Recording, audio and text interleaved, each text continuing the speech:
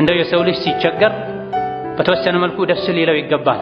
በጌታው ቃል ተማምኖ ከችግር በኋላ ድሎት አለ ስለተባለ ችግሬ መከራዬ በረታ እንግዲያውስ ከኋላው ድል ሊመጣ ነው ምቾት ሊመጣ ነው ሊል ይገባል። ትዕግስትና ድል ሸቂቅ የሆኑ ወንድማማቾች ናቸው ተብሏል። ሶብር ካለ ከሶብር በኋላ ድል አለ፣ ስኬት አለ።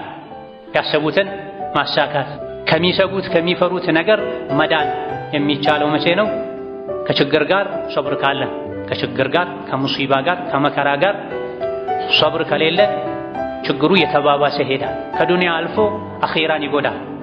ከችግር ጋር ትዕግስት ካለ ግን የማይቀር ነው። ችግር ተወግዶ በቦታው ላይ ድል፣ ምቾት፣ ስኬት፣ ፎይታ ይተካል። በብዙ ሰዎች በመሳሪያዎች ከመታገዝ ይልቅ በሶብር መታገዝ የተሻለ